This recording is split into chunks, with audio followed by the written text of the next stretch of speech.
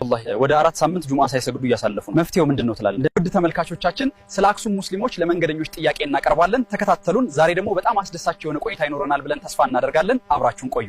ስለ አክሱም ሙስሊሞች የሰማው ነገር አለ? አዎ፣ ጀናዛዎችን በከተማዋ መቅበር እንደማይችሉ ተማሪዎች በሂጃባቸው ምክንያት ከትምህርት መራቃቸውን ሰምቻለሁ። አክሱም ሙስሊሞች ምን ትላቸዋለህ? አብሽሩ እንደጨለማ አይቀርም ይነጋል። አመሰግናለሁ። አክሱም ውስጥ ምን ተፈጥሮ ነው ሙስሊሞች መቀበሪያና መስገጃ ቦታ ተከልክለው ነው? ይህ ብቻ ነው ወይስ ሌላም ችግር አለ? የጁምዓ ሶላት ተከልክለዋል፣ ሂጃብ ተከልክለዋል። በጣም አሳዛኝ ነው። ኢንሻአላህ አንድ ቀን ፍትህ ይመጣል። የአክሱም ሙስሊሞች የጁምዓ ሶላትን ተከልክለው ከሰገዱ ስንት ጊዜ ሆናቸው? والله ወደ 4 ሳምንት ጁምዓ ሳይሰግዱ እያሳለፉ ነው። መፍትሄው ምንድነው ትላለህ? መጅሊሱ በቁርጠኝነት ቢንቀሳቀስ መፍትሄ የሚመጣ ይመስለኛል።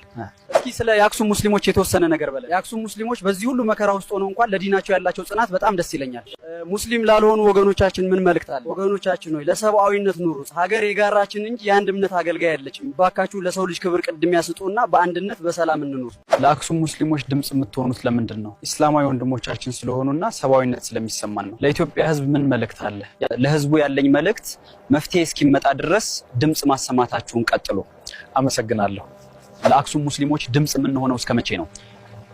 ሙሉ ለሙሉ መብታቸው እስኪከበር ድረስ የሙስሊሞች በደል ሊያሳስበው የሚገባው ማን ነው? እያንዳንዱ ሙስሊም የሙስሊም ወንድሙ ስቃይ ሊያሳስበውና ሊያመው ይገባል። ይህ ጉዳይ እጅግ አስፈላጊ ነው። እናም ህብረተሰቡ የራሱን ድርሻ መወጣት ይኖርበታል ብዬ አምናለሁ። አክሱም ውስጥ የተከሰተውን ሰማሽ አይደል? አዎ፣ በጣም የሚያሳዝንና የሚያናድድ ነው። በተለይ ሴት ተማሪዎች በሂጃብ ምክንያት ከትምህርት መባረራቸውን ሲሰማ በጣም አዝኛለሁ። እንግዲህ